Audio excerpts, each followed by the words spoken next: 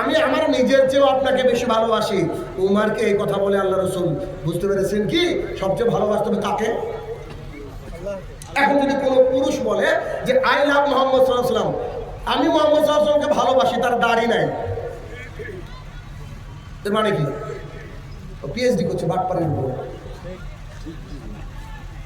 বাটপাড়ির উপরে পিএইচডি করছে। যাদের দাড়ি নাই ভাই তোমরা কষ্ট পাচ্ছ, তোমাদেরকে বাস দিচ্ছি, রাখো দাড়ি রাখো। আল্লাহ রাসূল পৃথিবীতে এই জামানায় হিরো হও, আখিরাতে হিরো হতে হবে। কেন? আল্লাহ রাসূলকে ভালোবাসি বলবা, আবার তিরা জীবন মোতাবেক চলবা, এটা কেমন করে হয়? কিয়ামতের মাঠে কেউ তোমার দিকে তাকাবে না। শোনো শোনো যুবক, তোমার আব্বা তোমাকে দেখলে পালিয়ে যাবে, তোমার মা তোমাকে দেখলে পালিয়ে যাবে, হুজুরের তো খোঁজই নাই, হুজুরের তো খোঁজই নাই, সবাই পালিয়ে যাবে। একমাত্র মুহাম্মদ সাল্লাল্লাহু আলাইহি ওয়াসাল্লাম আল্লাহকে বলবে, হে আমার প্রতিপালক, যাদের অনুপরিমাণ ঈমান আছে তাদেরকে তুমি বাঁচাও না, আল্লাহ তুমি বাঁচাও না। মাথা একবার সেজদা দিয়ে পড়ে যাবেন, আল্লাহ সুবহানাহু ওয়া তাআলা বলবে উঠাও উঠাও উঠাও। মানে আমি যা বলবো শুনবেন তাহলে উঠাবো। আচ্ছা তুমি আমার ভালো মানুষ, কাছের মানুষ, উঠাও, আপনার আমার জন্য রাসূল সাল্লাল্লাহু আলাইহি ওয়াসাল্লাম সুপারিশ করবে। এই জন্য মুহাম্মদ সাল্লাল্লাহু আলাইহি ওয়াসাল্লাম বলছে ফাউল্লুহা, দাড়িটাকে ছেড়ে দাও, ওয়াসুস সারেফ, গোপটাকে ছাটো। যারা বলে যে দাড়ি রাখা সুন্নাত, তোরা দিন ইসলাম বুঝেনি, দাড়ি রাখা যে ওয়াজিব তথা ফরজ। দাড়ি রাখতে বাধ্য হয়ে যে মাদ্রাসায় বক্তৃতা করছি, আমার চেয়ে অনেক গুণ ভালো জানে মাদ্রাসার শিক্ষক না, মাদ্রাসার ছাত্ররা জানে যে আমার আনি দিয়ে কোনো হাদিস বর্ণনা হলে তার হিসাব হয় অন্তত পক্ষে ওয়াজিব। কেন? আমার আনি আনার রব্বি, আমার রব আমাকে নির্দেশ দিয়েছে। আর নির্দেশ কখন সুন্নাত হয় নাকি? এটা তো নির্দেশ। তার মানে বুঝে নিতে হবে আজকে এই যুবক যারা আছে সবাইকে দাড়ি ছেড়ে দিতে হবে। সবাই বলে ইনশাআল্লাহ। ইনশাআল্লাহ গতি কিন্তু কম, জোরে বলা যায় না? সবাই ইনশাআল্লাহ। যত সুন্দরভাবে দাড়ি ছেড়ে দেওয়া হবে হাত না দিয়ে, বিশ্বাস করেন আল্লাহ তাআলা অত সুন্দর চেহারা তৈরি করে দেবে, অত সুন্দর চেহারা তৈরি করে দেবে। যারা এইদিকে ছাতা এদিকে ছাতা এগুলো বাদ দিয়ে একবারে স্রেফ দাড়ি রেখে দিয়েছে আমাদের মতো, দেখবেন ওর চেহারার মধ্যে জল জল জল করে আল্লাহ নূর দিয়েছে, এরকম মনে হয়। তাহলে কি রাসূল কি এরপরে বললেন কুতুবি, কিতাবের প্রতি মান আনতে হবে, কোরআন এবং সুন্নাহর প্রতি মান আনতে হবে। এর কথা বলতে গেলে সারা রাত চলে যাবে। কোরআন যা বলেছে তাই মেনে নিতে হবে, সুন্নাহ যা বলেছে তাই মেনে নিতে হবে। এরপরে 5 নম্বরে বলা হলো শেষ দিনের প্রতি মান আনতে হবে। শেষ দিনের প্রতি মান আনতে হবে, যেদিন কেউ কারোর কাজে আসবে না। একটু দাঁড়িয়ে আপনাকে বলি, শেষ দিন কাকে বলে? শেষ দিন বলে হচ্ছে তাকে যেদিন কিয়ামতের মাঠে মানুষ সবাই উপস্থিত থাকবে, 490 কোটি ফেরেশতা জাহান্নামকে টেনে নিয়ে আসবে। 490 কোটি ফেরেশতা। কি দিয়ে বুঝাবো আপনাকে আমি? জিবরাইল আলাইহিস সালাম যদি পৃথিবীকে চড় মারে না, তো পৃথিবী অন্য গ্রহের মধ্যে চলে যাবে। কথা বুঝতে পারছি? 490 কোটি ফেরেশতা জাহান্নামকে টেনে নিয়ে আসবে কিয়ামতের মাঠ। এই দিনের প্রতি ঈমান আনতে হবে। যেই দিন আল্লাহ সুবহানাহু ওয়া তাআলার প্রিয় প্রিয় বান্দারা আদম আলাইহিস সালামের কাছে গিয়ে বলবেন, আপনাকে আল্লাহ নিজে হাতে তৈরি করেছে, আপনি একটু সুপারিশ করেন না? তো তিনি বলবে যে আমার কাছে না, অন্য জনায় যাও। এই কথা বলবে। কি কঠিন একটা দিন, কি কঠিন। শেষ দিনের প্রতি ঈমান আনতে হবে। 4, 5, 6 নম্বর কাদরিয়ার শাররি মিনাল্লাহ সুবহানাহু ওয়া তাআলা, ভালো এবং মন্দের মালিক কে? আল্লাহ সুবহানাহু ওয়া তাআলা। যাই হয়ে যাক শুরুতে আলহামদুলিল্লাহ বলেন, যাই হয়ে যাক আল্লাহর জন্য শুরুতে আলহামদুলিল্লাহ বলেন, তারপরে ইন্না লিল্লাহ বলেন বা যাই বলেন না কেন, দেখবেন আল্লাহ সুবহানাহু ওয়া তাআলা সেই বিষয়ে আপনাকে বারাকা নাযিল করবে। একটু হাদিস একটা, আবু হুরায়রা রাদিয়াল্লাহু তাআলা আনহু বলেন, রাসূলুল্লাহ সাল্লাল্লাহু আলাইহি ওয়াসাল্লাম বলেছেন, আল্লাহ সুবহানাহু ওয়া তাআলা বলেন, মুহাম্মদ সাল্লাল্লাহু আলাইহি ওয়াসাল্লাম, ওই লোকটার সন্তানকে আমি তুলে নিলাম, তার ছেলেকে আমি দিয়েছিলাম, খুব বেশি বয়স হয়নি, অল্প বয়স, তাকে আমি তুলে নিলাম। সে কি করছে? ফেরেশতাকে বলছেন আল্লাহ সুবহানাহু ওয়া তাআলা বলছে, আল্লাহ সে ধৈর্য ধারণ করেছে। সে কি বলেছে? সে বলেছে আলহামদুলিল্লাহ। তারপরে ইন্না লিল্লাহ বলেছে। আল্লাহ সুবহানাহু ওয়া তাআলা বলছে সে ধৈর্য ধারণ করেছে, এই জন্য আমি আল্লাহ তাকে জান্নাত দিয়ে দেবো। বুঝতে পারছি? তাহলে ঈমান হচ্ছে 6টা জিনিসের নাম। যে ব্যক্তি আল্লাহর একত্ববাদ স্বীকার করবে সেই ব্যক্তির উপরে অত্যাচার জুলুম আসবে, এই কথাই সত্য। একটু একটু করে আপনাকে দেখাই, পৃথিবীর ইতিহাসের প্রথম মানুষ হিসাবে আল্লাহ জমি রেখেছেন আদম আলাইহিস সালাম। আদম আলাইহিস সালাম জোড়া জোড়া সন্তান প্রসব করতেন। তার স্ত্রী আমরা সবাই জানি, তিনি জোড়া জোড়া সন্তান প্রসব করতেন, একটা ছেলে একটা মেয়ে হতো। এই যার সাথে যে জোড়া হতো তার সাথে বিবাহ প্রচলন ছিল না, অপর জোড়ার সাথে এই জোড়া এই জোড়া এইভাবে বিবাহ প্রথা ছিল। কিন্তু এক পর্যায়ে একটা চেহারার গন্ডগোল নিয়ে ঝামেলা হয়ে যায় হাবিল আর কাবিলের মাধ্যমে। হাবিল ছিল ইমানদার আর কাবিল একটু অন্য টাইপের ছিল। যখন সে দুজন কুরবানিকে আল্লাহর কাছে পেশ করলো, আল্লাহর কাছে পেশ যখন করলো, আল্লাহ সুবহানাহু ওয়া তাআলা হাবিলের কুরবানি কবুল করে নিল। তখন কাবিল বলল, আমি তোমাকে মেরে ফেলবো, মারবো। কেন? যে আল্লাহ তোমাকে ভালোবাসে, তোমার কুরবানি কবুল করলো। তো তখন তিনি বললেন, আমি আমার আল্লাহর উপরে বিশ্বাস করি, আল্লাহর উপরে বিশ্বাস করে আমি আমার পশু হোক, খাবার হোক, যাই হোক আমি রেখেছি, আমার কুরবানি আল্লাহ গ্রহণ করেছে, আমি আল্লাহর উপরে ঈমান আনলাম। কাবিল হাবিলকে হত্যা করলো। আপনাকে আমি কি দিয়ে বোঝাবো? একত্ববাদ, আল্লাহর একত্ববাদ যে স্বীকার করবে তার উপরে কি আসবে? বিপদ আসবে। কাবিল হত্যা করলো কাকে? হাবিলকে। হাবিল আল্লাহর উপরে ঈমান এনেছিল, তাই তাকে ঈমানের মাসুল হিসাবে কি করলো? পৃথিবী থেকে চলে যেতে হলো। যদি আপনি আমি দেখি, প্রায় সমস্ত নবী রাসূলদের উপরে বিপদ এসেছিল। ইউসুফ আলাইহিস সালাম একজন জলিল কদর নবী, তার ভাইরা তাকে খেলতে খেলতে কুয়ার মধ্যে ফেলে আসলো। এটা দেখেন পরীক্ষা শুরু। তাকে তুলে নিয়ে গিয়ে একদল কাফেলা মিশরের হাটে বিক্রি করলো। দেখেন নবীকে বিক্রি করা হচ্ছে, পরীক্ষা। তার বাড়িতে, আব্দুল আজিজের বাড়িতে গেল, গিয়ে তার স্ত্রীর চোখ পড়লো আমাদের নবীর উপরে। তার চেহারায় বিমোহিত হয়ে তাকে কলঙ্ক দিয়ে দিল। কি দিয়ে? তাকে বলল সে আমার সাথে খারাপ কর্ম করার জন্য চেষ্টা করেছে। জেলখানায় তাকে ঢুকে দেওয়া হলো। আল্লাহ সুবহানাহু ওয়া তাআলা তাকে বাঁচিয়েছেন। তার উপরে ঈমানের পরীক্ষা হয়েছে, ঈমানের বুলডোজার এসেছে। এভাবে যদি দেখতে থাকেন, প্রত্যেকটা নবী রাসূলের উপরে পরীক্ষা হয়েছে। আল্লাহর জমিনে যত নবী এসেছিলেন তার মধ্যে সবচেয়ে বেশি পরীক্ষা হয়েছে ইব্রাহিম আলাইহিস সালামের উপরে। তার আগে একটু দেখাই, মুসা আলাইহিস সালাম। আল্লাহ সুবহানাহু ওয়া তাআলা বলেন, মুসা, হে আমার প্রতিপালক, তুমি তোমার ভাইকে নিয়ে চলে যাও ফিরআউনের কাছে। তখন আল্লাহ সুবহানাহু ওয়া তাআলাকে বলছে, ফিরআউন তো খুব খারাপ মানুষ, তার কাছে যাব? তো জি, তুমি তার কাছে যাও, কোমল ভাবায় সুন্দর করে দাওয়াত দিবেন। তখন তিনি বললেন যে আল্লাহ সুবহানাহু ওয়া তাআলা তাকে দোয়াটা শিখিয়ে দিলেন, যে দোয়াটা আপনি আমি জানি। এরপরে তিনি দাওয়াতের কাজ করলেন। দীর্ঘদিন যাবত অত্যাচার সহ্য করতে করতে দাওয়াতের কাজ করার পরে একবার ভাবলেন নিজের বাপের জমি ফিলিস্তিন, সেদিকে যেতে হবে। তিনি চলে গেলেন ফিলিস্তিনের দিকে। তার সাথে কিছু সঙ্গী সাথী, তার সঙ্গী সাথীগুলো এত বিয়াদব ছিল, একটু কিছু হলেই বলতো যে তুমি তোমার আল্লাহ নাও, তুমি তোমার আল্লাহর সাথে যুদ্ধ করো, তুমি আর তোমার আল্লাহ নিয়ে যুদ্ধ করো। এই কাহিনী বলতে যাবো অনেক লম্বা, এই ঘটনা আপনাকে বলছি না, একটু দেখেন। এরকম করতে করতে যখন তিনি লোহিত সাগরের সামনে পৌঁছালেন, অথচ হুজুর আপনাকে শুনিয়েছে ফেরাউন ডুবে গিয়েছে কোন নদীতে? ফেরাউন ডুবেছে কোথায়? নীল নদী। নীল নদে ফেরাউন ডুবেছে নীল নদী। আমার বাড়ি মুর্শিদাবাদ। আমি যদি আপনাদেরকে বলি যে আমি দার্জিলিং দিয়ে আসলাম, বিশ্বাস করবেন? কারণ আমার বাড়ি তো মুর্শিদাবাদ, দার্জিলিং তো এদিকে না, দার্জিলিং এদিকে। কথা বুঝতে পারলেন? যদি তাই হয়, মিশর থেকে ফিলিস্তিন যাওয়ার যে রাস্তা, এ হচ্ছে মিশর, আর নীলনদ মিশরের ওই দিকে, অপোজিটে। এবার উল্টো দিকে, এ হচ্ছে মিশর। মিশর থেকে কিছু দূর বেরিয়ে চলে গেল মানুষ, যেতে যেতে পড়বে লোহিত সাগর, রেড সি। লোহিত সাগর পার করে ওই যে সিনাই পর্বত শুনেছেন না, ওই সিনাই পর্বত আলাম, ওই যে জমিন, বিশাল বিস্তৃত জমিন, ওইটাকে পার করে তারপরে ফিলিস্তিন। এ রাস্তা এখন এরকমই আছে, এর পরিবর্তন হয়নি। তো মুসা আলাইহিস সালাম যখন তার দলবল নিয়ে যাচ্ছিলেন, তখন দেখছে যে পেছনে ফেরাউনের লোক, ডানে ফেরাউনের লোক, বামে ফেরাউনের লোক, সামনে লোহিত সাগর।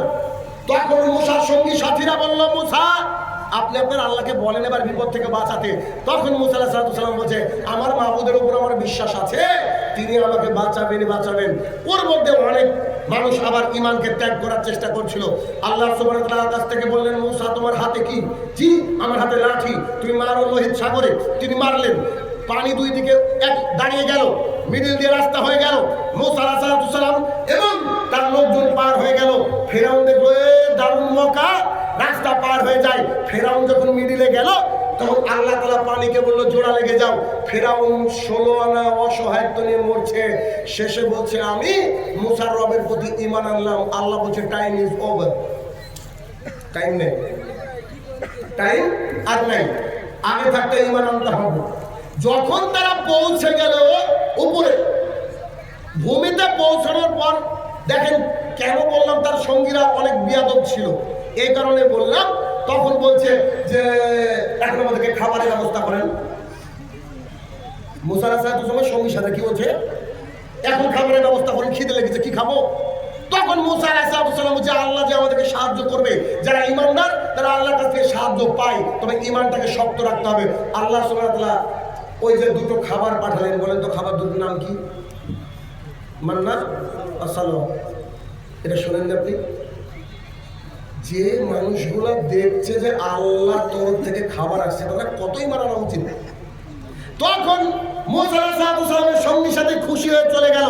খুশি হয়ে চলে যাওয়ার পর ওই যে তুর পাহাড়, মুসা আলাইহিস সালাম বললেন আপনারা এখানে থাকেন, আমি একটু তুর পাহাড়ে যাব। যখন সে তুর পাহাড়ে আসলো, যে সিনাই মরুভূমি, সিনাই মরুভূমি, তুর পাহাড়, তুর এবং সিরিন আপনি পড়েননি? সিনাই মরুভূমি আর তুর পাহাড়। তুর পাহাড়ে মুসা আলাইহিস সালাম গেলেন। আল্লাহ সুবহানাহু ওয়া তাআলা তার উপরে তাওরাত নাজিল করলো 40 দিন, মাত্র 40 দিন। 40 দিন পর বাড়িতে এসে দেখছে এরা বাছুর নিয়ে পূজা শুরু করেছে। কত বড় খারাপ মানুষ! কি করেছে? বাছুর নিয়ে পূজা শুরু করেছে। তখন আল্লাহ সুবহানাহু ওয়া তাআলা স্বাভাবিক ক্ষিপ্ত হবেন। তখন মুসা আলাইহিস সালাম তার সঙ্গীদেরকে বললেন। সঙ্গীদেরকে বলার পরেও তার সঙ্গীরা কি করলো না, এই কথাকে তোয়াক্কা করলো না। তখন মুসা আলাইহিস সালাম চলে গেলেন। এবার একটু খেয়াল করেন, মুসা আলাইহিস সালাম গেলেন, ওই যে খিজির আলাইহিস সালামের সঙ্গে পাঠিয়েছিলেন, তার সাথে আরো দুজন ব্যক্তি গিয়েছিলেন, আরো দুজন ব্যক্তি যখন গেলেন, যাওয়ার পরে সবাইকে আল্লাহ সুবহানাহু ওয়া তাআলা তাদের কাছ থেকে সেপারেট করে দিলেন। মুসা আলাইহিস সালাম গেলেন, মুসার সাথে দুইজন সঙ্গী মাত্র। যাওয়ার পরে খিজির আলাইহিস সালামের সাথে ওই যে নৌকাতে পার হওয়ার পরীক্ষা হওয়ার পরে যখন তিনি ফিলিস্তিনের জন্য যুদ্ধ করার জন্য বললেন, তখন বললেন যে তুমি আর তোমার আল্লাহ যুদ্ধ করো। তখন তিনি চলে গেলেন যুদ্ধ করতে। আল্লাহ সুবহানাহু ওয়া তাআলা পৃথিবীর ইতিহাসে প্রথম সূর্যকে থামিয়ে দিয়েছিলেন সেই দিন, ফিলিস্তিনকে বিজয় করেছিল। মুসা আলাইহিস সালাম মারা গিয়েছে কোথায় জানেন? বুখারীর হাদিস, আবু হুরায়রা বর্ণনাকারী, রাসূল সাল্লাল্লাহু আলাইহি ওয়াসাল্লাম বলছেন যে মুসা আলাইহিস সালাম এর কাছে ওই যে ফেরেশতা পাঠিয়েছিল না, যে ফেরেশতার এক চড়ে তার চোখকে কানা করে দিয়েছিল মুসা আলাইহিস সালাম। তখন বলছে আচ্ছা আমাকে কি মরতেই হবে? তো জি। তো বলছে ঠিক আছে আল্লাহ আমাকে আপনি এমন জায়গায় নিয়ে যান বাইতুল মুকাদ্দাস থেকে ঢিল ছোড়ার দূরত্বে। আল্লাহ রাসূল সাল্লাল্লাহু আলাইহি ওয়াসাল্লাম এতদূর বাক্য বয়ান করে বলছে আমি যদি আজকে তোমাদের মাঝে উপস্থিত থাকতাম ফিলিস্তিনে, আমি আমার ভাই মুসার কবর দেখিয়ে দিতাম। আসেন, ইমানের পরীক্ষা হবেই হবে। আপনার আমার যদি এখন ইমানের পরীক্ষা না হয়, তাহলে আপনার আমার গন্ডগোল আছে, ইমানকে মেরামত করতে হবে। আরেকটু দেখেন, ইব্রাহিম আলাইহিস সালাম অনেক বয়স হয়ে গেছে।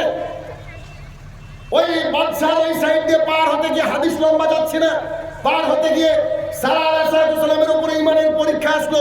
বাদশাহ যখন তার দিকে গেল, আল্লাহ তাআলা তাকে জমিনে ধসিয়ে দিলেন অথবা পা দুটোকে এ করে দিলেন। তিনি সেখান থেকে বাঁচলেন, হাজেরাকে দিয়ে দিলেন গিফট হিসাবে। মুসা আলাইহিস সালামের পর ইব্রাহিম আলাইহিস সালাম আসলো। ইব্রাহিম আলাইহিস সালামের সন্তান, প্রথম সন্তানের নাম কি বলেন? একজন নবী, ছোট্ট কলিজার টুকরা যাকে জবাই করার কথা বলেছিল, তার নাম কি? ইসমাইল আলাইহিস সালাম। আল্লাহ সুবহানাহু ওয়া তাআলা তাকে তার ঘরকে আলোকিত করে ফুটফুটে সন্তান দান করলেন। যেই সন্তানটা একটু দুধ খাওয়ার উপক্রম করেছে, সঙ্গে সঙ্গে আল্লাহ সুবহানাহু ওয়া তাআলা হাজেরাকে ইসমাইলকে রাখতে বললেন কোথায়? ওই যে কাবা ঘরের পাশে। কিচ্ছু ছিল না, কিলোমিটার পর কিলোমিটার কোনো জনবসতি ছিল না। ইব্রাহিম আলাইহিস সালাম যখন তাদেরকে রেখে চলে যাচ্ছেন, তখন বলছেন যে কে রাখতে বলেছে? আল্লাহ বলেছে কি? তুমি যে জি, আল্লাহ আমাদেরকে নিরাশ করবেন না। ওখান থেকে আল্লাহ তাআলা জমজম তৈরি করে দিলেন। আপনাকে ইমানের পরীক্ষা দেখাচ্ছে, জমজম তৈরি করে দিলেন। ছেলে যখন 10-11 বছরের বয়স হলো, একটু চলতে শুরু করলো, আল্লাহ তাআলা তাকে কুরবানি করার নির্দেশ দিলেন। এই ঘটনা আর বলতে চাইছি না। এবার আসেন মুহাম্মদ সাল্লাল্লাহু আলাইহি ওয়াসাল্লামের জামানার ঘটনা, আপনাকে একটু একটু করে শোনাই। কি কঠিন একটা বিষয়, কি কঠিন বিষয়। আপনাকে একটু একটু করে দেখাই, আপনার ঈমান বাড়বে বলে আমি আশাবাদী। একজন ব্যক্তি হাবশি গোলাম, দেখতে খুব একটা ভালো ছিল না, যার নাম হচ্ছে বেলাল। নাম কি শুনেছি? উমাইর ইবনে খালদের কাছে সে কাজ করে তার বাড়িতে। তিনি শুনলেন মুহাম্মদ সাল্লাল্লাহু আলাইহি ওয়াসাল্লাম আল্লাহ তাআলার প্রেরিত বান্দা এবং রাসূল।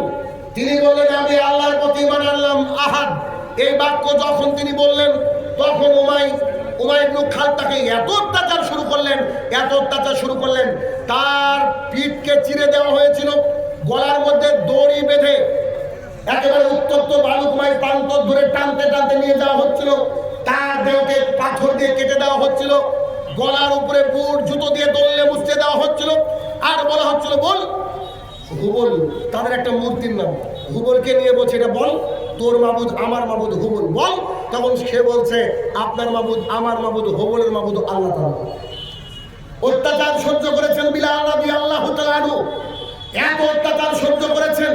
অত্যাচার সহ্য করতে করতে করতে তার শরীরের অবস্থা এত খারাপ ছিল, কোন একটা রেওয়াতে এসেছিল বিলাল রাদিয়াল্লাহু আনহুর লজ্জাস্থানকে থেতলে একেবারে শেষ করে দিয়েছিল, তাকে কাজ করার মতো নালায়ক করে দিয়েছিল, সে যেন কাজ না করতে পারে এরকম পরিস্থিতি করে দিয়েছিল। তাই তো যখন আবু বকর রাদিয়াল্লাহু আনহু কিনতে গেলেন, তিনি তো ভেবেছিলেন এমনি ফ্রিতে দিয়ে দেবেন। 10 স্বর্ণ মুদ্রা যখন চাইলেন তখন মিসকি দিয়ে হেসে বলছে আবু বকর তোমাকে বলেছিলাম বুদ্ধিমান মানুষ ভেবেছিলাম, আরে এটা রাখাল একটা দাস, এ দিয়ে কোনো কাজ হবে না, তুমি তাকে কিনতে এসেছো। আবু বকর রাদিয়াল্লাহু মিসকি হেসে বলেছিলেন 10 কেন, তুমি যদি 100 স্বর্ণ মুদ্রা চাইতা আমি আবু বকর তোমাকে দিয়ে দিতাম। কেন? আমার মুহাম্মদ সাল্লাল্লাহু আলাইহি সাল্লাম বলেছে তাকে নিয়ে যেতে। ঈমানের পরীক্ষা আপনাকে আমাকে দিতে হবে, নিশ্চিত দিতে হবে। খাব্বাব ইবনে আরাত রাদিয়াল্লাহু তাআলা আনহু বলেন আমরা রাসূলুল্লাহ সাল্লাল্লাহু আলাইহি সাল্লামকে খুঁজতে খুঁজতে কাবার মধ্যে প্রবেশ করলাম, গিয়ে দেখলাম কাবার যে ছায়া পড়ছে ওই ছায়াতে মুহাম্মদ সাল্লাল্লাহু আলাইহি সাল্লাম শুয়ে আছে। আমরা গিয়ে সালাম দিলাম, সালাম দেওয়ার পরে বললাম আল্লাহ রাসূল আমরা অত্যাচার সহ্য করতে পারছি না, আপনি আমাদেরকে কিছু একটা বলেন, আমাদেরকে কিছু একটা ব্যবস্থা করেন। মক্কার কুরাইশরা এত অত্যাচার সহ্য করেছে, আর সহ্য হয় না, আপনি একটু আমাদেরকে কিছু বলেন। হাদিস একটু লম্বা, না বলে আর পারছি না। রাসূল সাল্লাল্লাহু আলাইহি ওয়াসাল্লাম বলছে ও খাব্বাব ইবনে আরাত একটু শোনো, তুমি এখানে বসো, আমি তোমাকে যে ঘটনা শোনাচ্ছি তা একটু বুঝো। তোমার আগে এমন একটা জামানা পার হয়েছে যে জামানায় কোন ব্যক্তি যদি বলতো আল্লাহ এক, সেই ব্যক্তিকে লোহার চিরুনি দিয়ে তার গোশতগুলোকে হাড় থেকে আলাদা করে দেওয়া হতো। ও খাব্বাব ইবনে আরাত শোনো, তোমার আগের জামানায় এমন একটা ঘটনা ঘটেছিল এক বাদশার আমলে, যে বিশাল একটা গর্ত খনন করে হাজারো মানুষকে গর্তের মধ্যে পতিত করেছিল। তোমাদের উপরে কি সেই বিপদ এসেছে? তখন খাব্বাব ইবনে আরাত রাদিয়াল্লাহু আনহু বলছেন হে আমার মুহাম্মদ সাল্লাল্লাহু আলাইহি ওয়াসাল্লাম আপনাকে নবী হিসাবে পেয়ে আমরা ধন্য, আল্লাহকে রব হিসাবে পেয়ে আমরা ধন্য। আমার আব্বা এবং আম্মা আপনার উপরে কুরবান হোক, আমি আর কোনোদিন বলবো না আমি অন্যায় করে ফেলেছি, আমি এই কাহিনী আর বলবো না, এই ঘটনা বলবো না, যতই অত্যাচার হোক না কেন। এবার আসহাবে উখদুদের ঘটনা, যে কথা আমি আপনাকে বলতে চাইছিলাম, একটা ঘটনা আপনার ঈমানকে উল্টে পাল্টে রেখে দিবে। আপনাকে একটু দেখাই, খুব লম্বা একটা হাদিস, শর্ট করে বলার চেষ্টা করি। আবু হুরায়রা রাদিয়াল্লাহু তাআলা আনহু বলেন রাসূলুল্লাহ সাল্লাল্লাহু আলাইহি ওয়াসাল্লাম বলেছেন তোমাদের আগের জামানায় একজন বাদশা ছিল, সেই বাদশার কাছে একটা জাদুঘর থাকতো, জাদুঘর একটু পুরো হয়ে যাচ্ছিল। জাদুঘর বাদশাকে বলল যে আমাকে একটা ইয়াং ছেলে দেন, যাকে আমি আমার জাদুবিদ্যা শিখিয়ে দিব, আমি মরার পরে দুনিয়াতে জাদুবিদ্যা টিকে থাকবে। আব্দুল্লাহ নামে একজন ব্যক্তিকে, সেই ইয়াং একটা ছেলেকে আনা হলো। দেখেন আজকে যুবক ভাইরা যারা আছে সবাইকে বলতে চাইছি দ্বীন ইসলামকে এভাবে পালন করতে হবে। আপনি দুনিয়ার বুকে খেতে আর পায়খানা করতে আসেননি, আপনার অনেক দায়িত্ব, অনেক ডিউটি রয়েছে। জনাব একটু মনোযোগ সহকারে ঘটনা শুনেন। তখন তিনি সেই ছোট্ট বাচ্চাকে নিযুক্ত করলেন, ইয়াং একটা ছেলেকে নিযুক্ত করলেন। ইয়াং ছেলেটা বাড়ির থেকে বেরিয়ে গিয়ে জাদুকরের কাছে প্রতিদিন জাদু শিখতে লাগলো। তার বাড়ির থেকে বেরোনোর রাস্তায় একটা ইহুদি পণ্ডিতের একটা জায়গা ছিল। তো ছোট্ট ছেলে, অল্প বয়স, তো সেই ছেলে করতো কি, ইহুদি খ্রিস্টান যে পাদ্রী, সেই পাদ্রীর কাছে বসতো আর তারা এক আল্লাহর কথা বলতো, সে শুনতো, তার খুব ভালো লাগতো। আবার তার কাছে গিয়ে জাদু শিখতো। মাঝে মাঝে দেরি হতো, এবারও মারতে শুরু করলো। এসে পাদ্রীকে বলছে, আমাকে দেরি হলে এদিকেও মারে, দেরি হলে বাড়ি তো মারে, তো কি বলবো? তখন বলছে, তুমি যদি ওদিকে মারে বলবো বাড়ির থেকে দেরি করে বেরিয়েছি, আর বাড়ির থেকে যদি মারে বলবা জাদুঘর আমাকে দেরি করে ছেড়েছে। এরকম করে চলতে লাগলাম। একদিন আমি রাস্তায় যাচ্ছি, রাস্তায় যেতে যেতে দেখলাম রাস্তার মাঝখানে একটা হিংস্র পশু।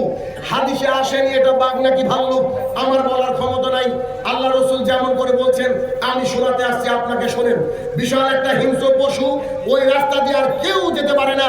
তখন এই ছেলেটা করলো কি, এখান থেকে একটা পাথর তুললো। দেখেন দেখেন, এরকম একটা পাথর তুলে বলছে, হে আমার প্রতিপালক, এই জন্তুটাকে আমি মারবো। এই পাদ্রী যে কথা বলে, তোমার কথা বলে, তুমি যদি সত্য হও, পাদ্রী যদি সত্যবাদী হয়, আমার এই পাথরের মাধ্যমে যেন জন্তুটা মারা যায়। আর যদি মারা না যায়, আমি মনে করব যে পাদ্রীর চেয়ে শক্তিশালী ইমানদার হচ্ছে জাদুঘর। দেখি আল্লাহ তুমি কি করো। ছেলেটা করলো কি, পাথরটা ছুঁড়ে মারলো, পশুটা সঙ্গে সঙ্গে মারা গেল। মারা যাওয়ার সাথে সাথে ছেলেটা খুশি হয়ে গেল, এক আল্লাহর প্রতি ঈমান আনলো। পাদ্রীকে গিয়ে ঘটনা শোনালো। পাদ্রী বলছে, বেটা তুমি আমার চেয়ে ঈমানদার, আজকের পর থেকে তোমার পরীক্ষা শুরু। পয়েন্ট টু বি নোটেড জনাব। দিদি ভাই বোন বোনেরা, খুব মনোযোগ সহকারে এই অংশটুকু শোনেন। কি বললো? তুমি ঈমান এনেছ, আজকে থেকে তোমার পরীক্ষা শুরু। আমি আমার এলাকার কেউ বলতে পারবে না যে কারোর সামনে এভাবে চোখ তুলে কথা বলেছে। আমার এলাকার এমন কোন ছেলে মেয়ে নাই যে আমার কাছে পড়েনি আমি ইংরেজি স্যার। গোটা গ্রামের মধ্যে ভালো ছেলে বলতে আমাকে মানুষ জানে। 2009 সাল সৌদি আরবে গেলাম, 3 বছর সৌদি আরবে থাকলাম। 2012 সালে রিটার্ন এসে যখন মসজিদে এসে আমিন বলা শুরু করলাম আর সলাতের বই লিখলাম, তারপর থেকে আমি ইহুদির দালাল। আমার এলাকা ফুল হানাফি, ওই উঁচু টুপিওয়ালা হানাফি। আমাকে মসজিদ থেকে ধাক্কা মেরে বের করে দেওয়া হলো, আমাকে এক ঘরে করে দেওয়া হলো। আমি যখন আমার বাড়ির পাশে মসজিদ তৈরি করতে শুরু করলাম, গোটা গ্রামের মানুষ আমার বিরুদ্ধে মার্চ পিটিশন দিল, এই মসজিদকে ভেঙে দিতে হবে। আমার তখন অ্যাকাউন্ট ছিল না, তারপরে মানুষ বলতো আমার অ্যাকাউন্টে লাখ লাখ টাকা ঢোকে আমেরিকা থেকে। আমার অ্যাকাউন্ট করা 2 বছর হয়নি বোধহয় এখনো। কেন? আমার ছাত্র এদেশে না বিদেশেও থাকে, বিভিন্ন দেশ থেকে আমার কাছে কম্পিটিটিভ এক্সাম পড়ে, তাই আমি টাকা নিতে হয়। আমি অ্যাকাউন্ট খুলেছি 1 থেকে 1.5 বছর 2 বছর হলো, আর ওরা বলছে যে আমার অ্যাকাউন্টে নাকি টাকা ঢুকেছে। আমার তখন অ্যাকাউন্ট ছিল না। আমার বাড়ির সামনে গিয়ে কিছু লোক দেখা করতে গিয়ে বলছে, এই গ্রামে শাহিনুর রহমানের বাড়ি কোথায়? আমার পাড়া প্রতিবেশী চাচা বলছে শাহিনুর রহমান নামে কোন ব্যক্তি গ্রামে থাকি না। কি বলছে? শাহিনুর রহমান নামে কোনো ব্যক্তি গ্রামে থাকে না। অপরাধ কি ছিল? অপরাধ ছিল ওলা দল নিন বলে আমিন বলতাম। অপরাধ ছিল মুখে দাড়ি রেখেছি। অপরাধ ছিল টাকনুর উপরে প্যান্ট পরেছি। অপরাধ ছিল আমার মা বিটিকে বোরকা পরিয়েছি। অপরাধ ছিল যারা ফজরের সালাত আদায় করে না তাদেরকে কাফের বলেছি। অপরাধ ছিল যারা ওই বন্ধন লোন গ্রুপ লোন রাখে তাদের ভাগ্যে খারাপ আছে হাদিস পেশ করেছি। অপরাধ হচ্ছে জুমার খুতবা মাইকে দিয়ে গোটা গ্রামের মানুষ শুনে। অপরাধ ছিল যে মিলাদ কিয়ামের মাধ্যমে জান্নাত পাওয়া যাবে না কথা বলা। অপরাধ ছিল যে বউ বিটিকে ঢাকতে হবে, নইলে আপনার কিয়ামতের মাঠে জায়গা খুব কঠিন হয়ে যাবে। এগুলাই ছিল অপরাধ। অপরাধ ছিল যে দাড়ি রাখতে হবে, এ কথাই বলেছিলাম। এই অপরাধের কারণে আমার বাড়ির সামনে গিয়ে আপনি যদি জিজ্ঞাসা করেন তো বলে আমি চিনি না ডক্টর জাকির নায়েক। আরে আমার বক্তৃতা তো একটু কড়া আছে গো। ডক্টর জাকির নায়েকের বক্তৃতা কি কড়া? ওনাকে একজন হিন্দু জিজ্ঞাসা করছে, আচ্ছা পুজো কি করা যাবে? কি সুন্দর উত্তর দেখেন, রাখবেও না মানুষ। বলছে যে শ্রীমদ ভাগবত গীতা 7 নম্বর অধ্যায় 20 নম্বর মন্ত্র, যাদের কামনার দ্বারা জ্ঞান নষ্ট হয়ে গিয়েছে ওরা দেবদেবীর পূজা করিয়ে থাকে বিভিন্ন, ওদের পূজা করা যাবে না। কি সুন্দর কথা। আমি হলে তো ধমক দেবো, তো অসম্ভব করা যাবে না। কিন্তু আমার মতো ধমক দেয়নি বেচারা, নিজের বাবা কলিজা টুকরা বাবা মারা গেল, জানাজা আসতে পারে না। পাকিস্তানে গিয়েছিল রিসেন্ট, তাকে একজন সাংবাদিক প্রশ্ন করছে, আপনার ইন্ডিয়ার জন্য কি খারাপ লাগে? তখন তার চোখটা ছলছল করছে, বলছে আমার দেশ আমার খারাপ লাগবে না মানে? জান না কেন? বলছে আমি যেখানে এয়ারপোর্টে নামবো সেখান থেকে লাল গালিচা পাতা আছে জেল পর্যন্ত তিহার, আমি নামলেই আমাকে অ্যারেস্ট করবে। অথচ তার অপরাধ এখন ধরতে পেরেছে? বলেন, ধরতে পেরেছে না? পারেনি। যদি আপনি দেখেন আল্লাহর জমিনে আব্দুর রাজ্জাক বিন ইউসুফ আলহামদুলিল্লাহ খালি কোরআনের হাদিস ছাড়া বলে না, সিলেটের মাটিতে মার খেলেন। কেন মার খেলেন? অনুরাগ ফয়জি যার স্টেজের উপরে আগুন ধরিয়ে দেওয়া হয়েছিল আসামে, বলেন বলেন কি অপরাধ তাদের ছিল? জি, যারা হক কথা বলবে জাতি তাদের পিঠের চামড়া তুলে নেবে। এই জন্য বলেছি বক্তার হাত পা টিপো, আর আমরা জুতোকে আগে বগলের তলে রাখে। ড্রাইভারকে বলা থাকে, আমার ড্রাইভার 12 বছর আমার সাথে আছে, ওর ট্রেন হয়ে গেছে, যে জানে যে কোথায় মার খেতে হবে। গাড়ি স্টার্ট দিয়ে রাখে, জানে যে বক্তৃতা শেষ মানে সালাম দিলাম মানে ও রেডি, ও ঘুমায় না, জানে যে কখন পালাতে হবে। কি বলছেন আপনি? কত সভাপতি বসে স্টেজে জ্বর দেখায়, তার বিরুদ্ধে বলেছি ভাড়া তো দূরের কথা, এমনি বিদায় করে দিয়েছে। কি বলছেন? হক কথা বলে জাতির পিঠের তামলা তুলে দেবে। আমি বলছি নাকি জানো, এটা তো লুকমান হাকিম তার ছেলেকে বলছে, ইয়া বুনাইয়া ও আমার কলিজার টুকরা আকিমুস সালাত, তুমি সালাত আদায় করো, আমরু বিল মারুফ, মানুষকে ভালো কাজের কথা বলো, অন্যায় আনিল মুনকার, মানুষকে অন্যায় কাজ থেকে দূরে রাখো। তারপরে যদি আল্লাহ বলতো জান্নাতে ঢুকবা, কত সুন্দর লাগতো। কিন্তু ছেলেকে বলছে ওয়াসবির আলা মা সাবাক, বেটা ধৈর্য ধারণ করো। যদি মানুষকে বলো পান বিড়ি জর্দা দুল সিগারেট চলবে না, জাতি তোমার পিঠের চামড়া তুলে নেবে, ধৈর্য ধরতে হবে। যদি বলো যে ক্যারাম বোর্ড পাশা ইত্যাদি খেলা আছে, শোরের চর্বির মধ্যে রক্তের মধ্যে হাত ঢুকানো, জাতি আর ছেলেরা মেনে নেবে না। যদি বলো ফ্রি ফায়ার পাবজিটা চলবে না, তোমার জাতি তোমার কথা মেনে নেবে না। যদি বলো যে সুর করে বক্তৃতা চলবে না, তো বক্তা তোমাকে সবাই বয়কট করবে। আপনি এদেশের যে সবচেয়ে ডিমান্ডিং বক্তা পশ্চিমবঙ্গের, ওকে ফোন দেখলে আমার নাম করেন, আপনি বলেন, আর আমি সামনে মাসে একটা ডেট নিব, আপনার সাথে শাহিনুর রহমান থাকবে, ও প্রথমে আমাকে গালি দেবে, ও আসবে না, প্রথমে আমাকে গালি দেবে, আসবে না। কেন? ওই যে কন্ট্যাক্ট করে আমি কন্ট্যাক্টের বিরুদ্ধে বলি। কেন আপনাদের ক্ষেত্রে কন্ট্যাক্ট ছিল নাকি যে খাসি দিয়ে খাওয়াতে হয়? এসে তো খাসি দিয়ে খাওয়ালেন আমাদের। মানুষের কাছ থেকে ভালোবাসা নিয়ে যান। রাত্রেবেলায় 3 খানার উপরে রুটি খাই না কোনোদিন, আজকেও খাইনি। জানা কত টাকা ইনকাম করবেন, কি করবেন এত টাকা দিয়ে? কিয়ামতের মাঠে হিসাব দিতে পারবেন কি? খুব কঠিন হয়ে যাবে। বলছিলাম ঘটনা শুনেন, ওই যে হাদিসের বর্ণনা করছে আপনাকে, বুখারী হাদিস।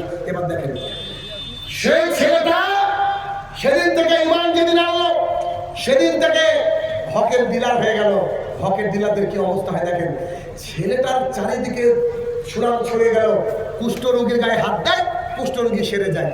চোখ অন্ধ ব্যক্তির কাছে হাত দেয়, সেরে যায়। এখন ওই বাদশার দরবারে একটা অন্ধ লোক ছিল। অন্ধ লোক অনেকগুলো উপহার নিল। উপহার নিয়ে ছেলেটাকে বলছে, জনাব এদের উপহার এনেছি, আপনি বলে মানুষের চোখ ভালো করে দিচ্ছেন। ছেলেটার ঈমান দেখেন। ছেলেটা বলছে, জনাব আমি চোখ ভালো করে দেওয়ার মালিক না, একটা শর্ত, আপনি যদি আল্লাহর প্রতি ঈমান আনেন, আমি ওই আল্লাহর কাছে দোয়া করব, ওই আল্লাহ আপনাকে সুস্থ করে দিতে পারেন। ওই হাদিয়া তো রাখলেন না, হাদিয়া তো রাখার দরকার হলো না। সেই লোকটা বলল, চোখের আলো ফিরে পাবো আমি এক আল্লাহর প্রতি ঈমান আনলাম। ওই বালকটা আল্লাহর কাছে দোয়া করলেন, তার চোখ ভালো হয়ে গেল, চারিদিকে ছেলেটার সুনাম হয়ে গেল। বাদশা বলছে, আচ্ছা জাদুকারের কাছে জাদু ভালোই শিখেছে, ছেলেটাকে একটু বাহবা দেওয়ার দরকার। তার যে সভার লোক, যে অন্ধ এতদিন তার সবাই বসেছিল, সেই লোকটা গিয়ে বলছে, বলেন বাদশা মশাই কেমন আছেন? বলছে, আশ্চর্য, আপনি আমার দিকে তাকিয়ে কথা বলছেন, মানে আপনি কি চোখে দেখতে পান? তো জি। আরে কে আপনাকে ঠিক করে দিল? তখন বলছে যে ওই লোক, ওই ছেলে, ওই বালক। আচ্ছা আচ্ছা আচ্ছা ঠিক ঠিক ঠিক, তাহলে জাদু ঠিক শিখেছে, ওকে ডাকো। তখন সেই লোক ব্যক্তিকে, ছেলেটাকে ডাকা হলো। তখন বলছে যে সবার মধ্যে এই ব্যক্তিকে বলা হচ্ছে যে তাহলে আপনার অবস্থা কি? বলছে, আমি এক আল্লাহর প্রতি মেনে নিয়েছি। বাদশা বলছে, তাহলে আমি কি? আক্কার জামানার রাজা বাদশাকে মাবুদ বলা হতো আক্কার জামানায়। বলছে, তাহলে আমি কে? তখন সেই অন্ধ সেরে যাওয়া ব্যক্তি বললেন, আপনি আমি পৃথিবীর কুল কায়নাত সবারই মাবুদ হচ্ছে আল্লাহ তাআলা। সবারই মাবুদ কে বলেন? আল্লাহ সুবহানাহু ওয়া তাআলা। সঙ্গে সঙ্গে ওই বাদশা বলল, তুমি এই নীতিকে ত্যাগ করো, তুমি আবার আগের ধর্মে ফিরে আসো, নইলে তোমাকে জব্দ করব। তিনি বললেন, আমাকে জব্দ করতে পারেন, অসম্ভব, আমি ফিরে আসবো না। সঙ্গে সঙ্গে ভাই, কলিজার টুকরা ভাইরা দেখেন, সঙ্গে সঙ্গে করলো কি? বাদশা করাত আনতে গেলেন। করাত বুঝেন কি? করাত ওরা বুঝলেন আপনারা? গাছ যা দিয়ে কাটে, গাছ দিয়ে, গাছ ওরা কি বলা হয়, করা কি বলা হয়, সেই লোকটাকে এইখান থেকে করার ধরে পুরো ফেলে ফেলা হলো। দিনাজপুরে এমন ঘটনা কোনোদিন ঘটেছে ইমান আনার জন্য? ইতিহাসে ঘটে। ফেড়ে ফেলা হলো। ওই অল্প বয়সের ইয়াং যুবক আমার ভাইয়েরা শুনেন, অল্প বয়সের ছেলেটাকে বলে তুমি ইমান ত্যাগ করো, তোমারও ভাগ্য খারাপ আছে। ছেলেটা বলো অসম্ভব, আমি ইমানকে ত্যাগ করতে পারবো না, আমি এক আল্লাহর প্রতি ইমান এনেছি। সঙ্গে সঙ্গে বাদশাহ ওই তাকে বললো, তার কিছু লোককে বলেছিল তাকে নিয়ে যাও, এটা পাহাড়ের উপরে নিয়ে যাও, পাহাড়ের উপর থেকে ধাক্কা দিয়ে দিবা, এই ইমানদার আল্লাহর জমিনে বেঁচে থাকতে পারে না। সে বলছে এই আমার জমিনে ইমানদার বেঁচে থাকতে পারে না। সেই ছেলেটাকে ধরে নিয়ে চলে গেল, পাহাড়ের উপরে উঠলো। সেই ছেলেটা আল্লাহকে বললো, আল্লাহ তুমি যদি হক মাবুদ হয়ে থাকো, তোমার হকের ডিলার আমি নিয়েছি, আমি হক প্রচার করব, তুমি আমাকে বাঁচাও এই জালেমদের হাত থেকে। আল্লাহ তাআলা পাহাড়টাকে নড়িয়ে দিলেন, সব লোক পড়ে গেল।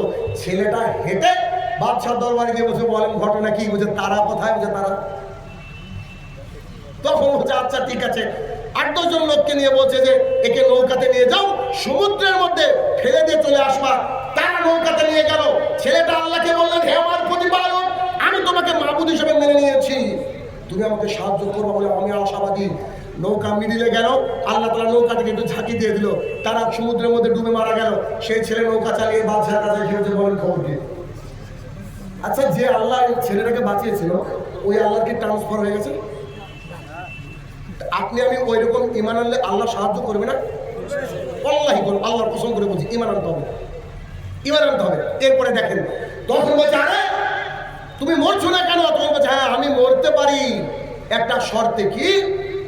আপনাকে যা বলবো আমার কথা অনুযায়ী আপনি যদি আমাকে মারেন আমি মরে যাব। তো কি? তো বলছে যে মহেশপুরের যে ফিল্ড আছে না, যে হাদিসে মহেশপুর নাই, আপনাকে বোঝানোর জন্য মহেশপুরের যে ফিল্ড আছে ওই ফিল্ডে আপনার এলাকার যত মানুষ আছে সবাইকে জড়ো করেন, আমাকে শুলির উপরে তুলেন, আমার যে তীর আছে এই তীর দিয়ে আপনি আমাকে মারবেন, আমার ডান কানে এখানে লাগবে, আমি মারা যাবো। দেখবেন আমার মনে হয় যে রাজা বাদশার একটু বোকা টাইপের হয় বেশিরভাগই, বুঝলেন? আমাদেরটা তো ইংরেজি বলতে পারে না বলে আমেরিকার ভিসাই পায় না, আমাদের বোর্ড আছে, বুঝলেন না? আর বাদ বাকি তো কেউ বলছে যে গরুর গায়ের উপরে হাত দিলে ব্লাড প্রেশার ভালো হয়, আরেকজনকে দেখলাম যে রুটি খাচ্ছে গরুর গোবর দিয়ে।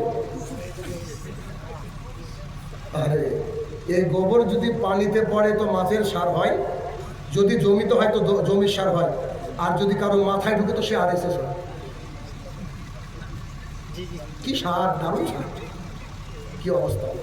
সেই ছেলেটার কথা মোতাবেক হাজারো মানুষকে জড়ো করা হলো।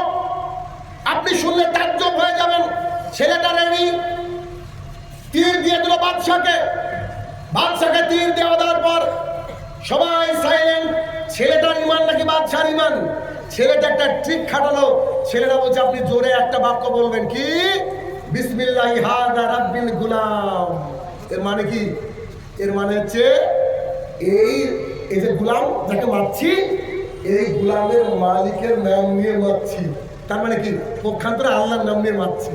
দেখেন কায়দা, উদুইলা সাব্বিলিলা বিকাবিল হিকমত, হিকমত। তখন সেই ছেলেটাই কথা বললো। বাদশা করলো কি? জোরে ঘোষণা দিয়ে দিল, তীর মারলো। ছেলেটা ডান কানে লাগলো, ছেলেটা ঘাড় মুছড়ে পড়ে গেল, মারা গেল। বাদশা খুশিতে চিৎকার করে উঠলো, আর সামনে জনতা সবাই বলছে আশহাদু আল্লা ইলাহা ইল্লাল্লাহ। ইমানদার কজন ছিল? হাদিসে আসছে ৭০,০০০ লোক ইমান এনেছিল। কত লোক?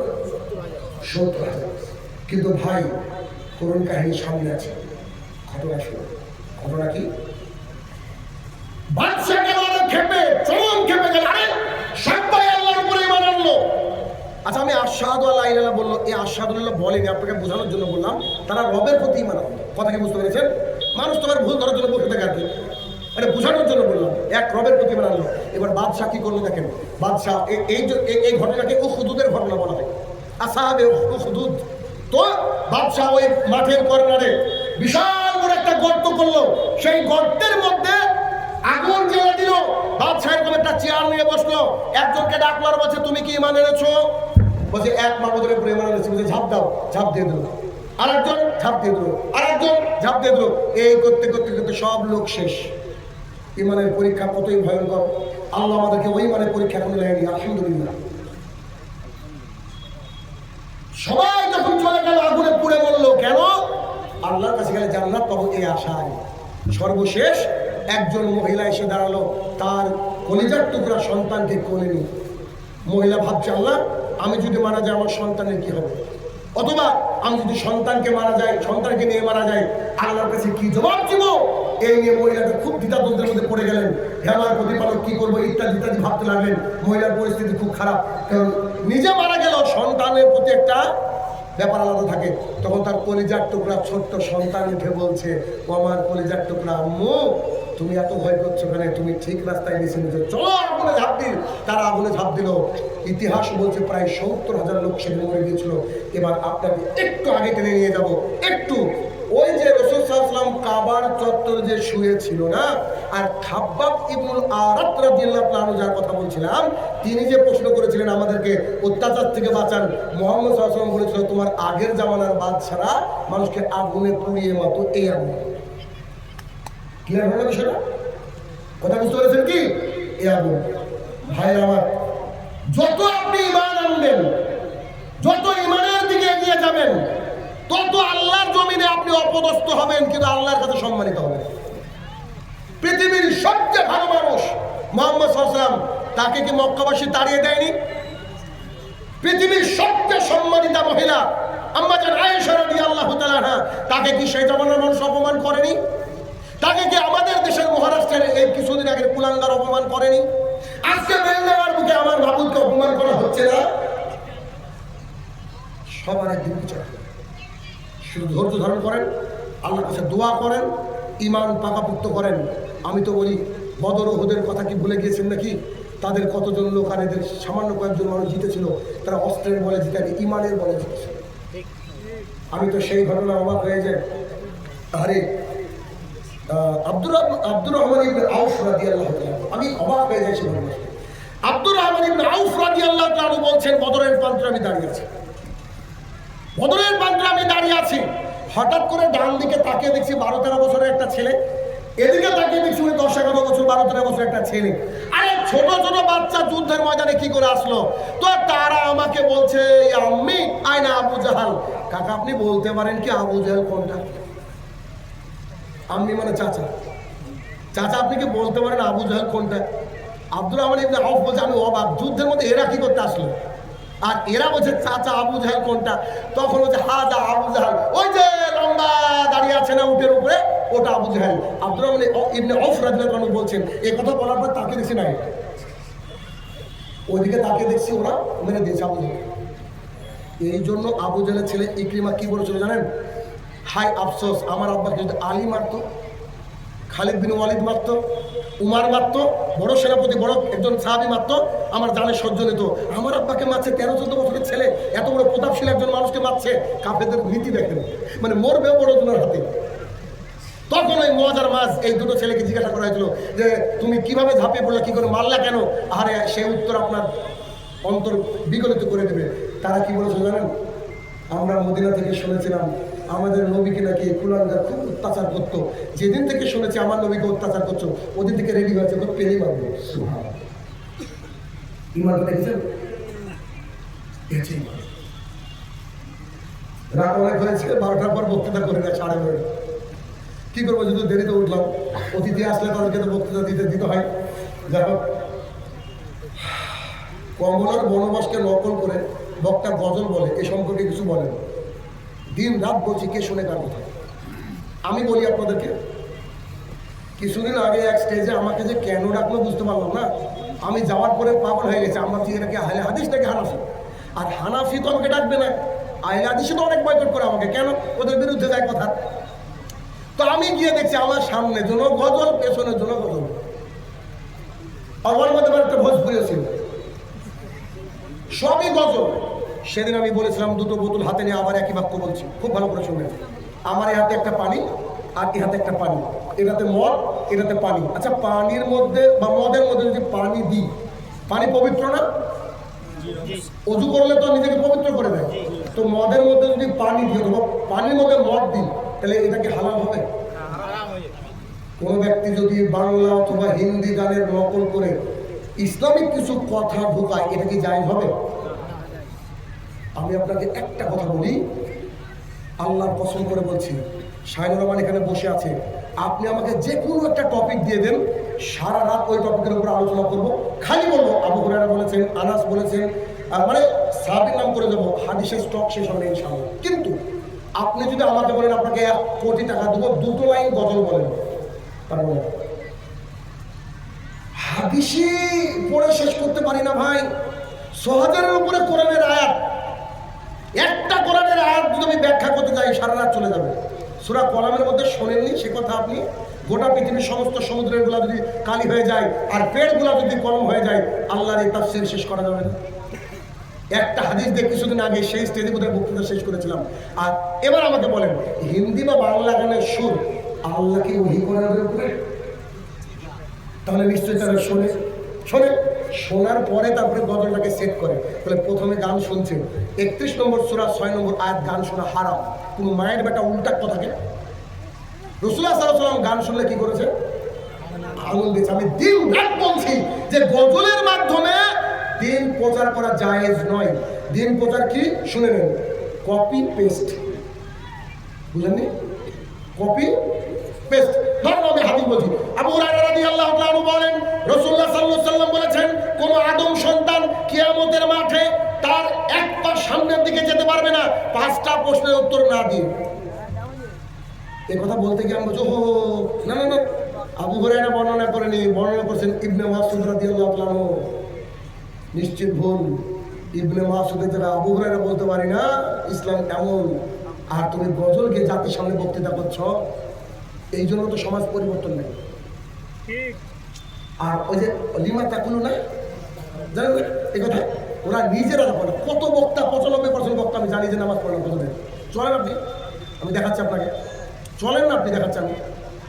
হারামখোর, এই হারামখোরদের মাধ্যমে স্টেজ থেকে নেমে ভুল করবে, উঠার সময় ভুল করবে। এদেশের 22,000 18,000 বক্তার পাশে আমি বুঝতে পারি না, এত ভুল খাই। এই দোষ ভাই বক্তার না, সব দোষ আপনাদের কমিটির।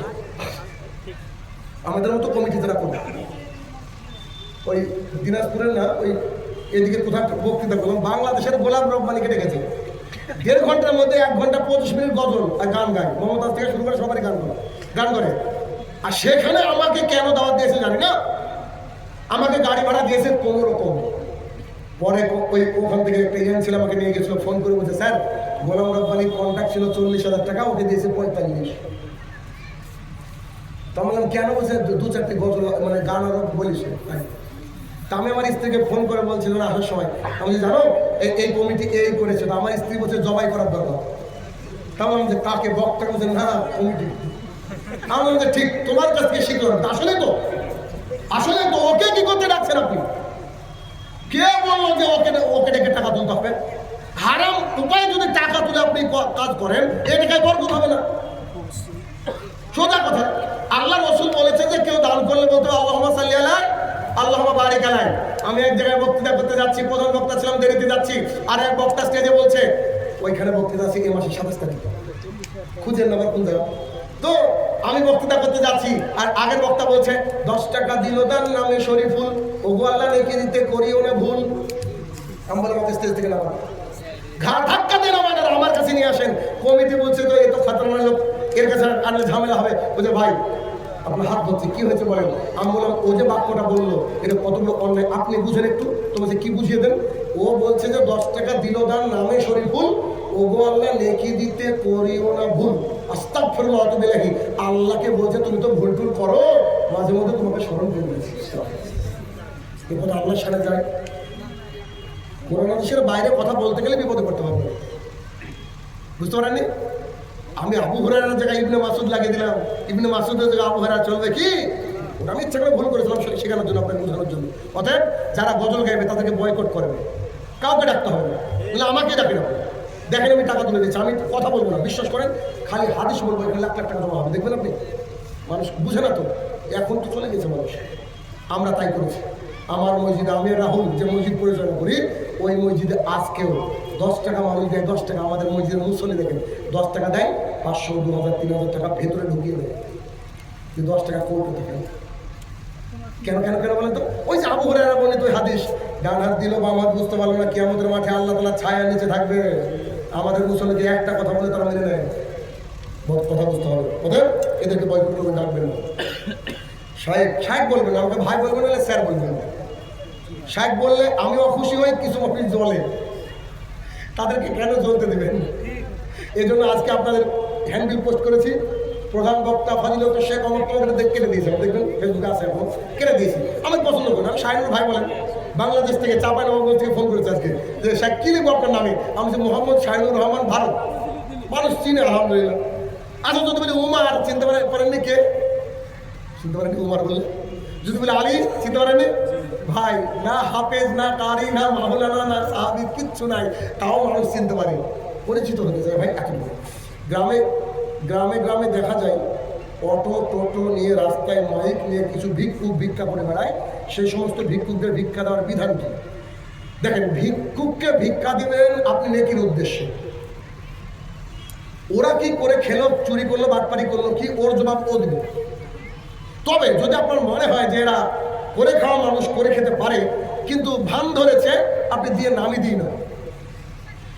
যাকে মনে হয় যে আসলে নিবি, আমার দেওয়া উচিত, দেন আমি তাদেরকে দিই। এইগুলো, এটা আবার ভিক্ষাও এখন ব্যবসা, যেমন ওয়াজ ব্যবসা। অনেকে বাংলাদেশের একজন বক্তা, আজকে দেখলাম, ফেসবুক তো চালাতে পারেনি বাদিন, এই যে অবস্থা খারাপ। বাংলাদেশে দেখবেন আল্লামা দিলরুমান সাইদের কণ্ঠে নকল করে, আলামিন না কি নাম, হ্যাঁ, তো ওনাকে এক জায়গায় কন্ট্যাক্ট করে বলছে যে শাইখের বক্তৃতা আছে, 70,000 টাকা কন্ট্যাক্ট, বলছে তাড়াতাড়ি অ্যাকাউন্টে টাকা দেন, আপনাদের মাহফিল ছেড়ে শাইখ অন্য একটা মাহফিলে যাবে। একদিনে কত ইনকাম? মাত্র 1,40,000 টাকা। আমার গোটা বছর চলবে বোধ হয় নিশ্চিত। কিন্তু পাবলিক ওটা খারাপ হয়, যে কন্ট্যাক্ট করে, যে কন্ট্যাক্ট করে তাকে দিব। কিন্তু আমাকে তো ভালোবেসে কেউ 30,000 দিল না, কোন দিন কেউ জর্দাক্ষকে দিবে। বুঝলেন বিষয়টা? আসলে মানুষ কিছু ভালোবাসে, কন্ট্যাক্ট বুঝে, এরকম। অর্থাৎ এদেরকে ভিক্ষা দিবেন না, যদি আপনার মনে করেন, যদি ইচ্ছা দিয়ে দেবেন। আসসালামু আলাইকুম ভাই, আসসালামু আলাইকুম লিখে দেন, দেখেন ওয়ালাইকুম।